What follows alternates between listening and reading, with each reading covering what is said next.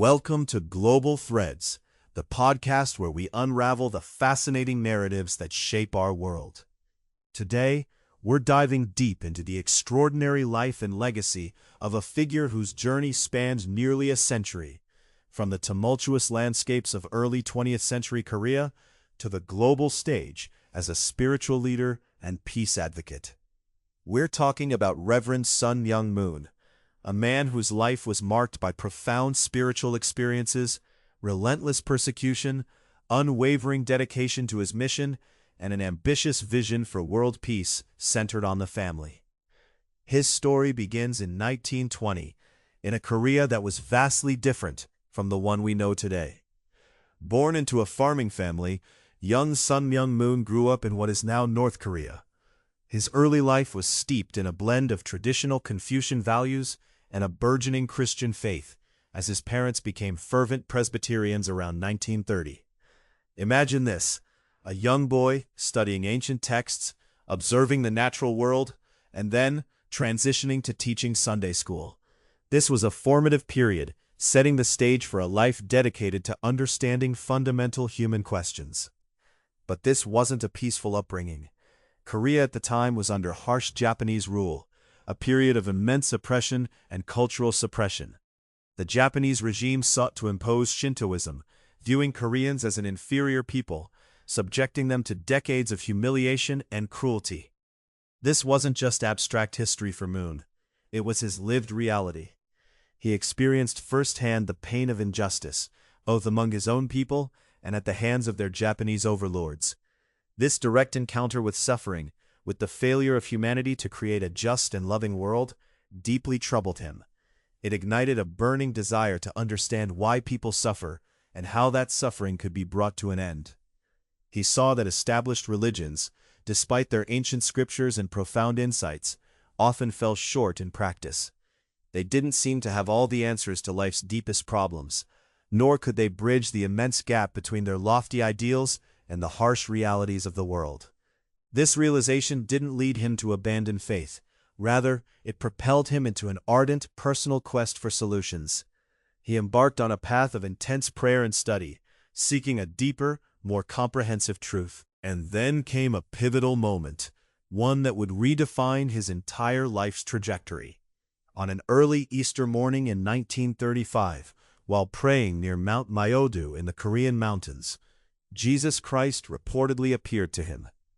This wasn't just a fleeting vision. It was a direct, profound encounter where Jesus asked him to take on a special mission on earth having to do with heaven's work.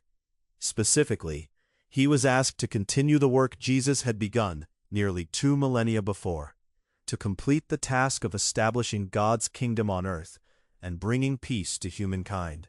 Now imagine being a young man, barely 15 years old, and receiving such an overwhelming commission. It's like being handed the keys to a vast, unfinished symphony and being told, "You complete this." Understandably, he was stunned, and at first, he refused. Who wouldn't feel the weight of such a request? But after deep reflection, meditation, and prayer, he made a solemn pledge to take on this monumental mission. This acceptance, however, brought with it a cascade of new questions. If Jesus was asking him to complete a mission, it implied that Jesus' mission was, in some sense, incomplete. This challenged conventional Christian theology, which often posits that salvation through the cross is all that humankind needs. So Moon had to ask, what exactly had Jesus left undone on earth? If sin wasn't completely solved, what was its actual root? These weren't idle philosophical musings. These were profound existential questions that would drive his entire spiritual inquiry. To unravel these mysteries, he embarked on an intense period of study, prayer, and spiritual communion. He delved ceaselessly into the Bible and other religious teachings, but his method was unique. He didn't just read. He engaged in what's described as a vast battlefield of the spirit and flesh, denying personal desires, overcoming temptations of knowledge, wealth, and physical pleasure. This wasn't just academic research. It was a deeply experiential, almost ascetic pursuit of truth. Through this rigorous process, he came to understand God's own suffering and his longing to be reunited with his children. He learned the difficult steps humanity would have to take to return to God and establish true peace on earth. He realized that to succeed in his task, he needed a profound understanding of the Creator and his creation. His quest became even more intense, involving days and nights of passionate prayer, rigorous fasting, and study. His method was almost scientific in its spiritual application. Posit specific questions, research answers in both the physical and spiritual worlds, and then seek confirmation through prayer. What's particularly striking is the claim that he was guided directly by figures like Abraham, Moses, Jesus, Mohammed, Buddha, and other saints and sages from various faiths who met him in spirit. These encounters reportedly contributed to his understanding of God and the complex history of God's relationship with humankind. By the age of 25, just a decade after his initial vision, he had developed the fundamentals of what would become known as the divine principle and unification principles. Concurrent with this spiritual development, his secular life continued. He graduated from high school in 1941 and went to Japan to study electronic engineering. Even there, his spiritual quest didn't wane. A school friend recounted how Moon kept 3 Bibles, in Korean, English, and Japanese, which he studied continuously. This highlights a fascinating blend of scientific inquiry and deep spiritual devotion, a mind seeking to bridge the material and the divine. Beyond his studies, he was also actively involved in the Korean independence movement against Japanese occupation. This placed him alongside young Christians and communists, who were the strongest leaders of this resistance. It's interesting to note that despite his strong Christian faith, he defended his communist friends to his Christian peers, emphasizing their sincere dedication to a utopian ideal and the shared goal of saving their country. This early experience with inter-ideological cooperation, even amidst fundamental differences, would foreshadow his later efforts to unite diverse groups for peace. His involvement in these underground activities led to his first of 6 imprisonments, enduring torture for refusing to reveal his collaborators. This was a stark introduction to the cost of conviction. He returned to Korea in 1943 and married Sang-il Choi, a Christian from a prominent Presbyterian family. His anti-Japanese activities continued, leading to another arrest and severe torture in 1944. Yet, despite this brutal treatment, his cousin reported that Moon showed only love and respect to Japanese people. When the war ended in August 1945, he even persuaded others not to seek revenge on local Japanese officials and secretly helped them secure safe passage back to Japan. This act of forgiveness and compassion, immediately after experiencing such profound injustice, speaks volumes about the depth of his spiritual principles, even at a young age. By 1945, his teachings, the divine principle, were systematized, and he began his public ministry. Korea, particularly the South, was known for its fervent Christian faith, even earning the moniker Jerusalem of the East for Pyongyang, the current North Korean capital, before the war. Reverend Billy Graham himself was impressed by the spiritual vitality of Korean churches. In this atmosphere, Moon's initial plan wasn't to establish a new denomination, but to work within existing Christian churches to build God's kingdom on earth. However, his new revelations were not well received. American Christian missionaries dismissed him as an unschooled country preacher, while Korean ministers, perhaps wary of his influence on their congregations, accused him of espousing false teachings. Despite his efforts to reach out, established churches largely rejected his ideas. He soon realized he was on a lonely path, that of a pioneer religious visionary. This rejection, rather than deterring him, seemed to solidify his resolve to forge his own path. Then came another divine directive in 1946. While buying rice for his family, God reportedly told him to leave his family without notifying them and go to communist North Korea to preach. This was a radical, almost unthinkable command, especially given the dangers of the burgeoning communist regime. But he obeyed. Pyongyang, as I mentioned, was a hub of Christian activity, with many churches holding strong messianic expectations, some even believing the Messiah would be born in Korea. It was into this volatile environment that Moon ventured, teaching publicly despite the immense dangers. As a poor preacher with new interpretations of the Bible, he was particularly vulnerable. He became one of the first religious figures to be imprisoned by the communists.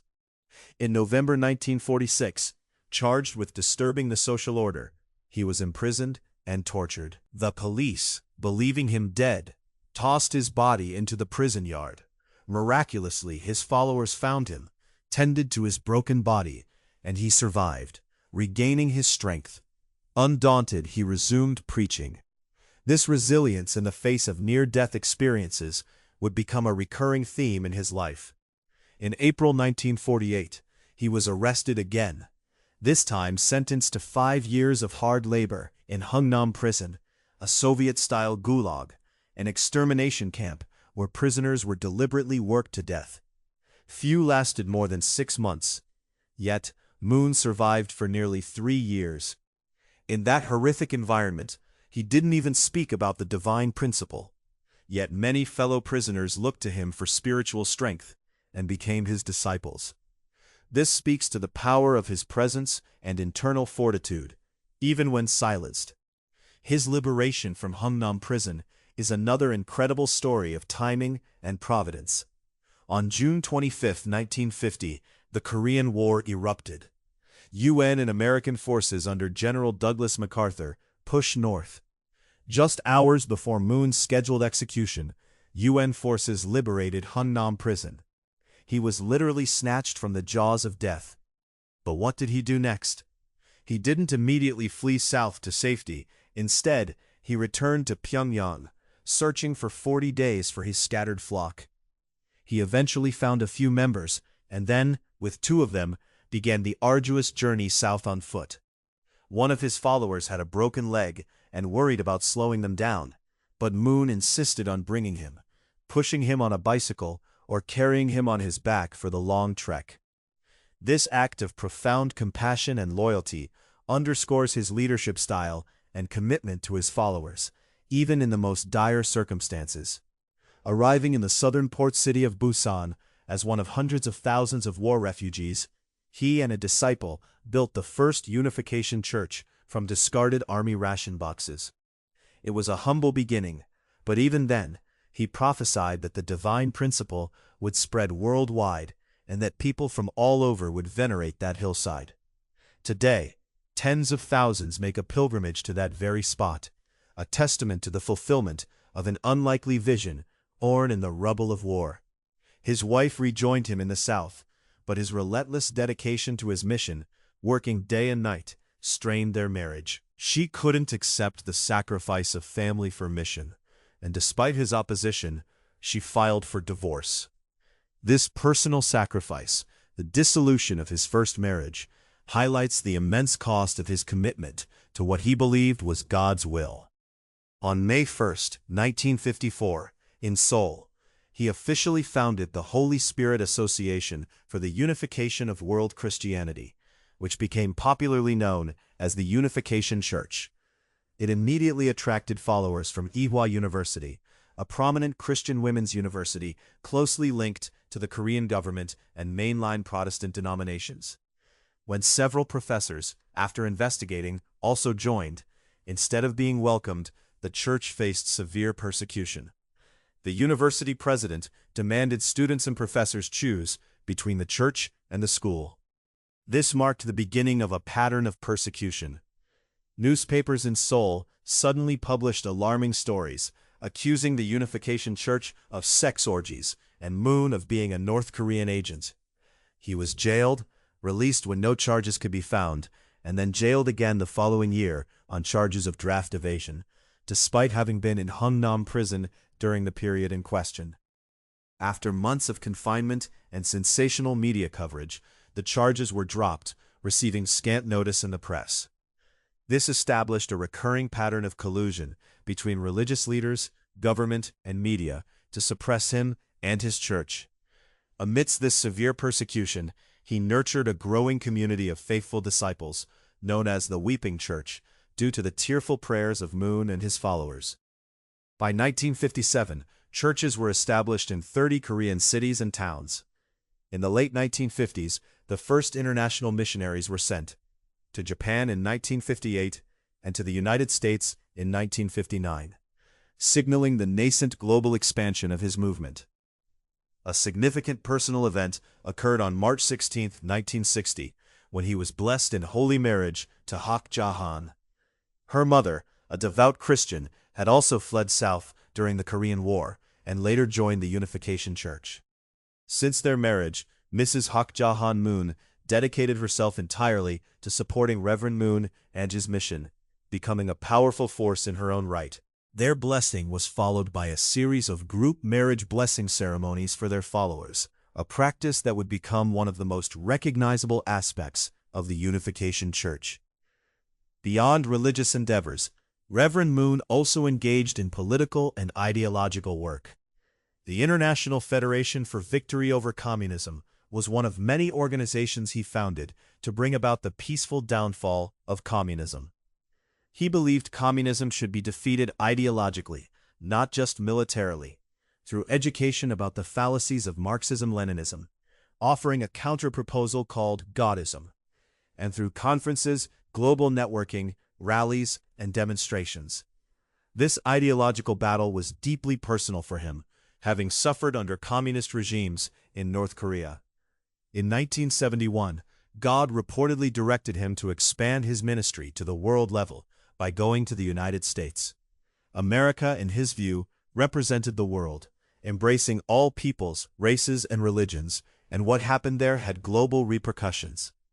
He expressed gratitude for America's role in liberating his homeland, but also felt that God expected much more from this richly blessed nation, believing it had drifted from its original ideals. This led to the Day of Hope speaking tour, which began in February 1972 in New York, and extended to 7 major U.S. cities, aiming to revive traditional Judeo-Christian values. The Unification Church, which had centers in 10 states, rapidly expanded, sending pioneer leaders to the remaining 40 states. Evangelical teams traveled extensively, and thousands of young people accepted his message, dedicating themselves to the church. This rapid growth culminated in a successful event at Madison Square Garden in 1973, followed by public speeches and banquets for thousands of society's leaders across all 50 states. A controversial moment arose in 1974 when Reverend Moon met with U.S. President Richard Nixon during the Watergate crisis. Against the advice of any public relations strategist, he urged Americans to forgive, love, and unite regarding the beleaguered president. At a time when Nixon was on the verge of impeachment, virtually no one was willing to side with him. But Moon believed he was following God's directions and foresaw the serious consequences of undermining the American presidency amidst the Cold War's communist threat. His appeal was met with scorn, despite embodying a core Christian principle of forgiveness. This period of rapid growth and his stance on Watergate coincided with a shift in public perception. The Unification Church, initially welcomed by some seeking Christian renewal, became an easy target for a now hostile news media. Fair and objective coverage was replaced by portrayals in the worst possible light. Unfounded allegations from Korea were unearthed, and the enthusiasm and idealism of his young followers were reinterpreted as brainwashing. He was portrayed as a hypnotist and a foreign agent. Religious and racial bigotry, unfortunately a recurring phenomenon in American history, reared its ugly head. Despite America's founding principles of religious freedom, the Unification Church bore the brunt of religious intolerance for 3 decades. Yet, the mission continued to expand globally. In May 1975, with churches already established in Korea, Japan, North America, and Western Europe, he sent out missionary teams, each consisting of 1 Japanese, 1 American, and 1 German, to countries in Asia, Africa, the Middle East, Latin America, and Oceania. This brought the total number of nations with Unification Church representatives to 120, a truly global reach for a movement born from discarded army ration boxes. The Day of Hope tour continued, culminating in a massive rally at Yeouido Island near Seoul, attended by an astonishing 1.2 million people. At the height of the Cold War, with tensions high between North and South Korea, he delivered a message of determination to stand against communism and establish a world centered on God. This was a powerful statement in a deeply divided world. Education was also a key focus. In 1975, the Unification Theological Seminary was established in Barrytown, New York, offering master's degrees in divinity and religious education, and later a doctorate of ministry. It was founded as an ecumenical seminary with faculty from a broad range of religious denominations. Students didn't just study unification theology.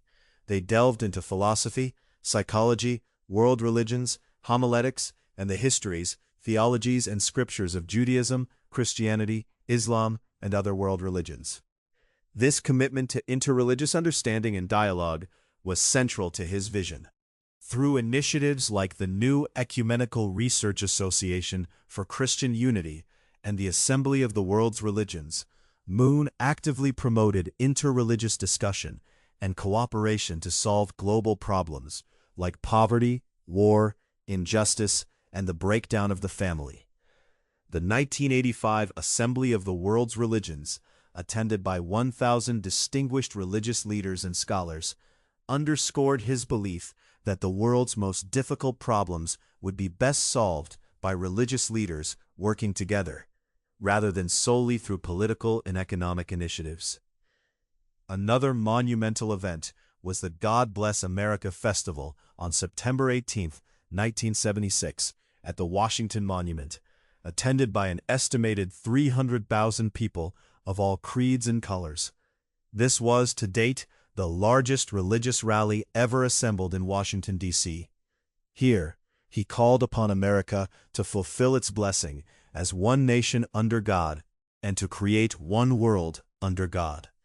He likened himself to a doctor or firefighter from the outside, coming to help America meet its third great test, that of God-denying communism, and to revive its religious heritage.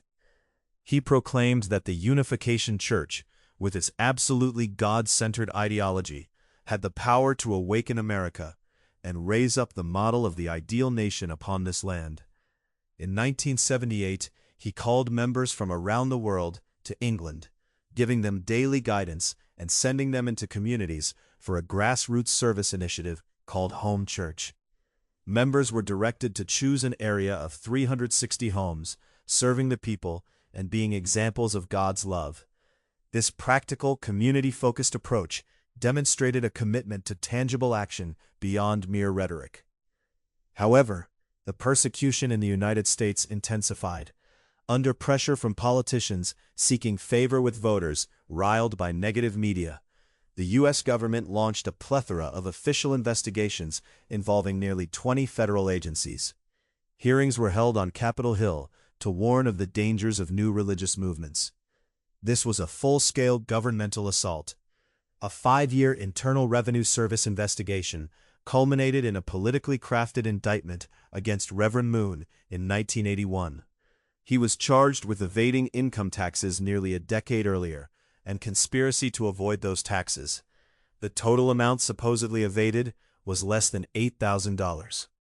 It was an unprecedented charge for such a small sum, leading many to believe its true purpose was to force him to leave America.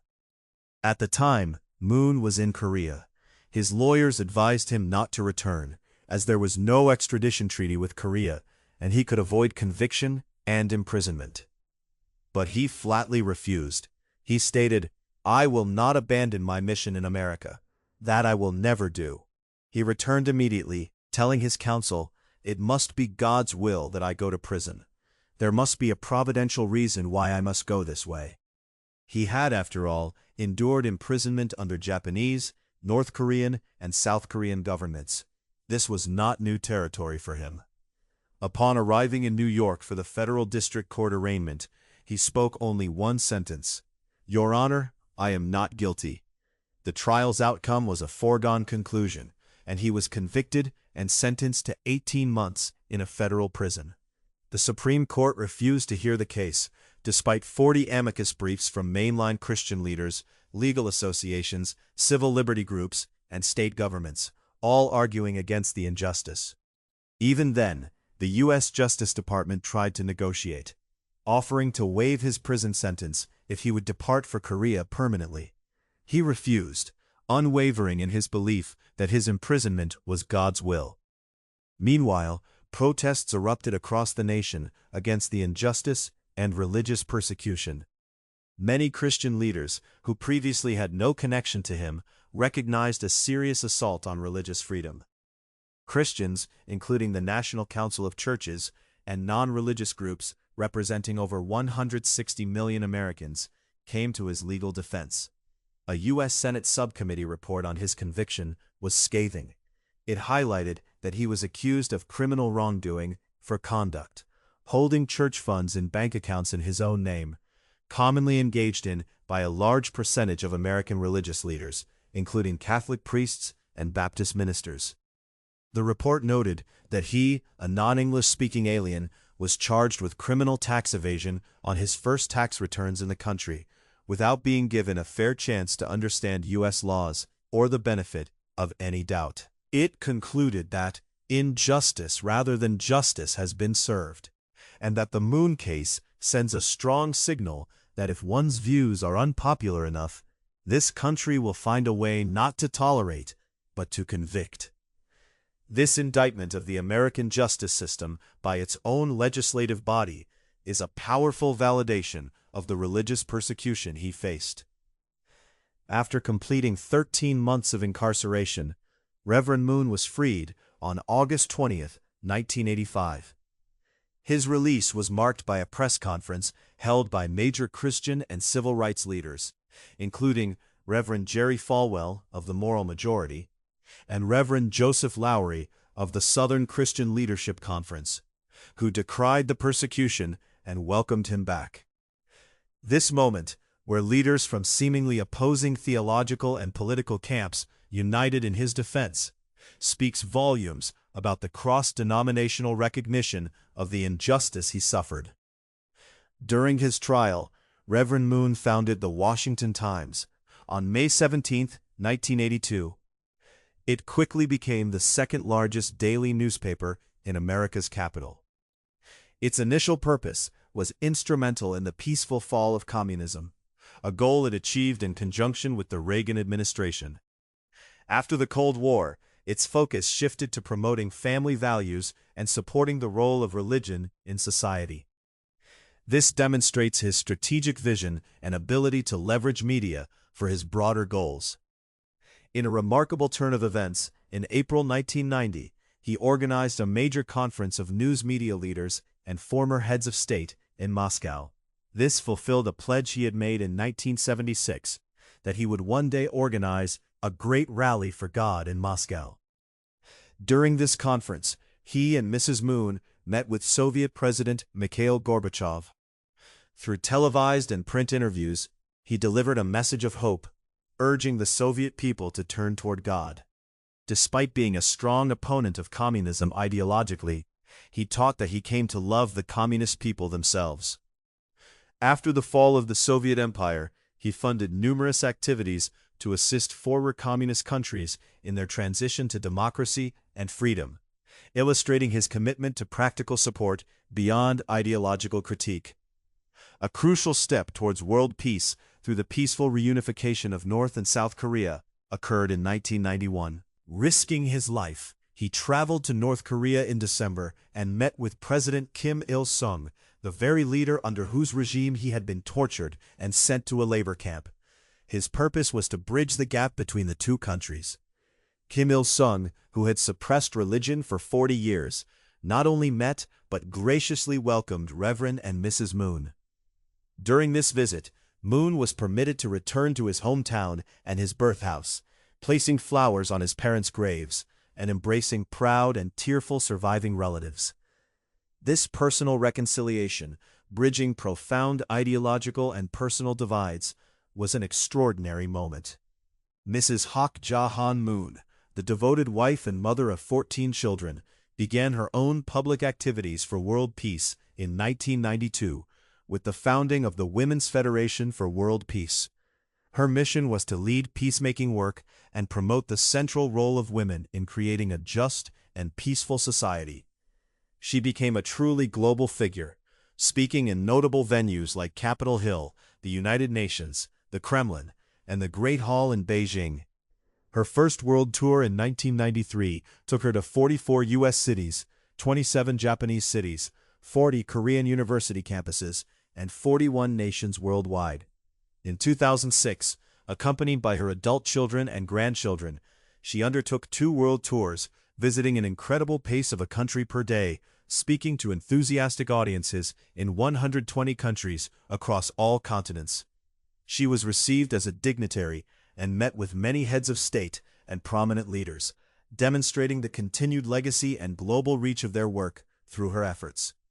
In 1992, Reverend Moon announced the end of the era of the Holy Spirit Association for the Unification of World Christianity. In its place, he founded the Family Federation for World Peace and Unification.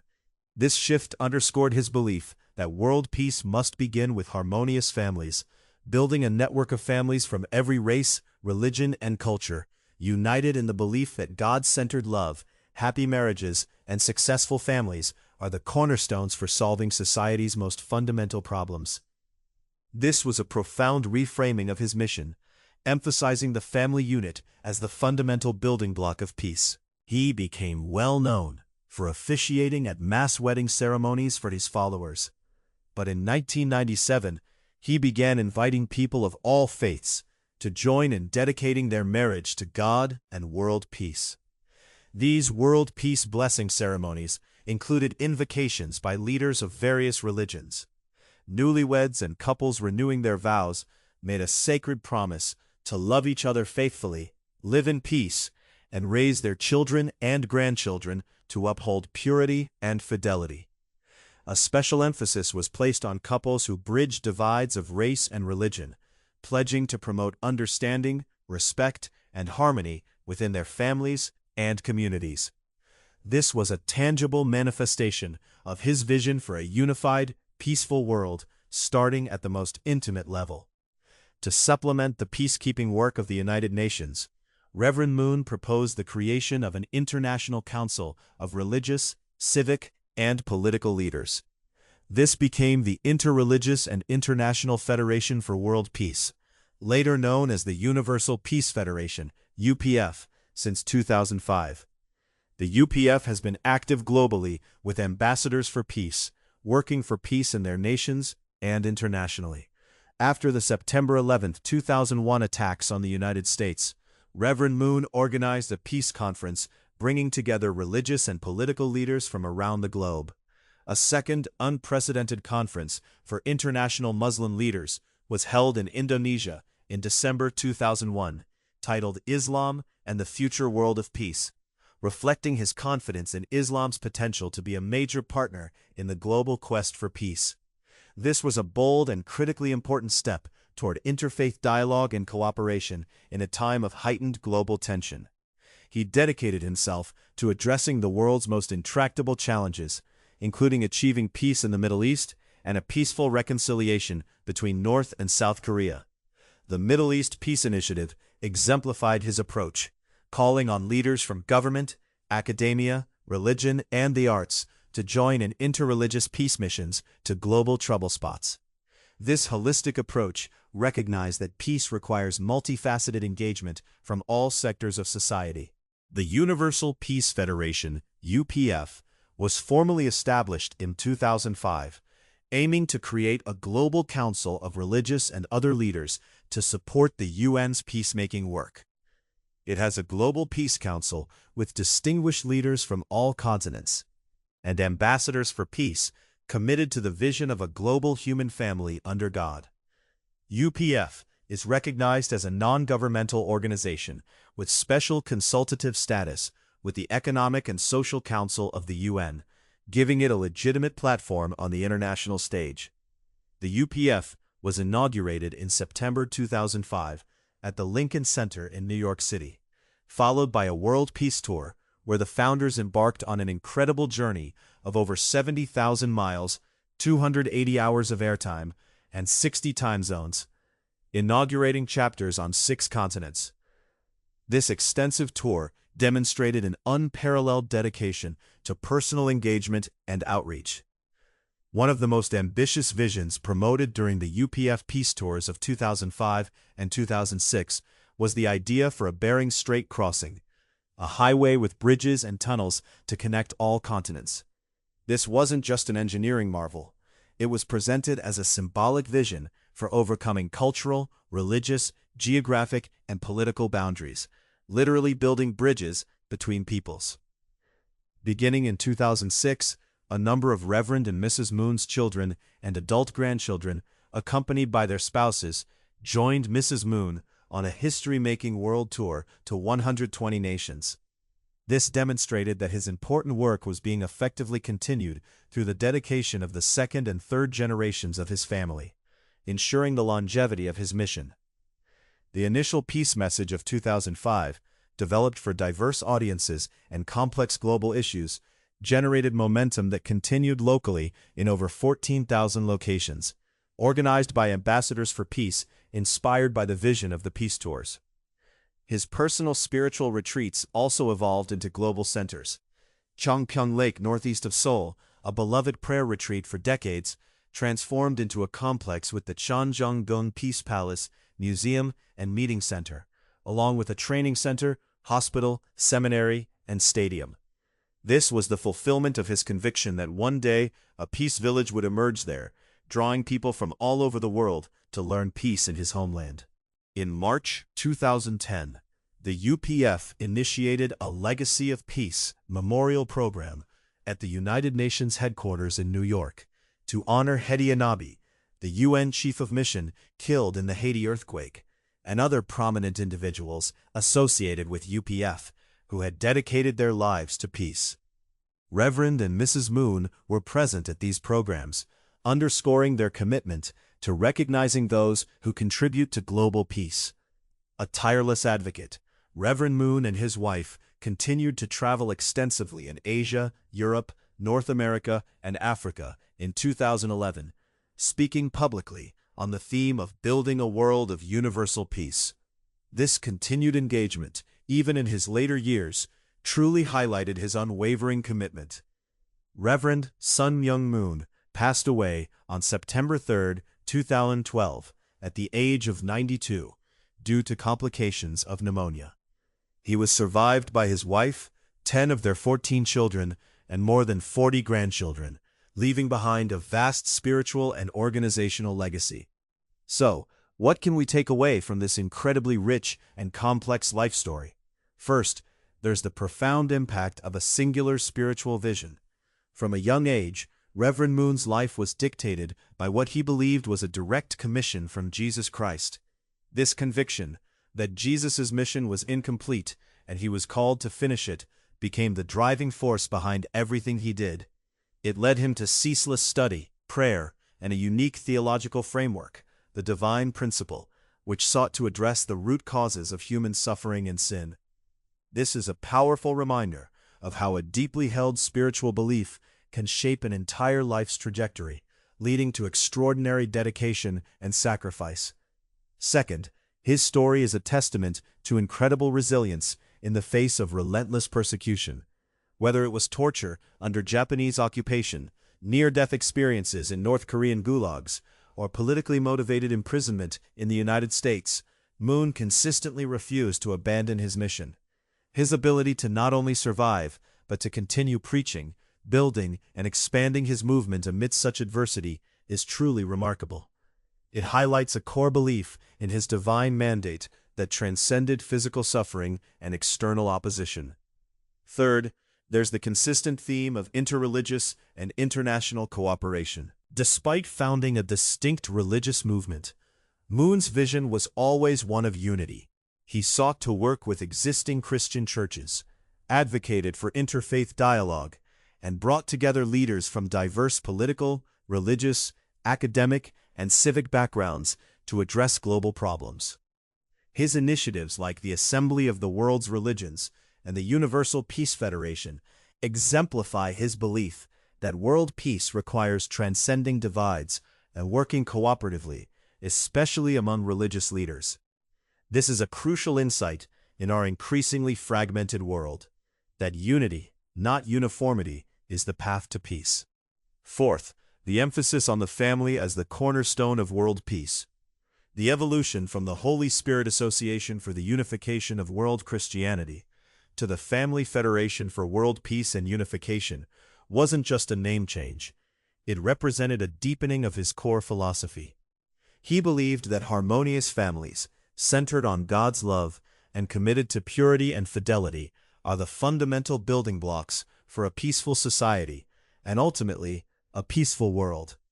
The mass blessing ceremonies, particularly those encouraging interracial and interreligious marriages, were a tangible expression of this vision, seeking to bridge societal divides at the most intimate level. Finally, his pragmatic approach to global challenges. Beyond spiritual teachings, he founded organizations to counter communism ideologically, established a newspaper to influence public discourse, and engaged directly with world leaders, even those who had previously persecuted him, like Kim Il-sung. His vision for a Bering Strait crossing, a physical manifestation of unity, speaks to a mind that sought practical, large-scale solutions to global problems, not just spiritual ones. He saw himself as a doctor or firefighter for the world, willing to step into the most difficult situations to bring healing and reconciliation. Reverend Myung Moon's life was a whirlwind of spiritual revelation, political activism, global peace initiatives, and profound personal sacrifice. He was a figure who challenged norms, endured immense suffering, and relentlessly pursued a vision of a unified, God-centered world, beginning with the individual and extending to the global family. His legacy, carried forward by his family and followers, continues to inspire discussions about faith, peace, and the enduring human quest for a better world. Thank you for joining me on Global Threads as we explored the intricate tapestry of Reverend Myung Moon's life. Until next time, keep exploring the narratives that connect us all.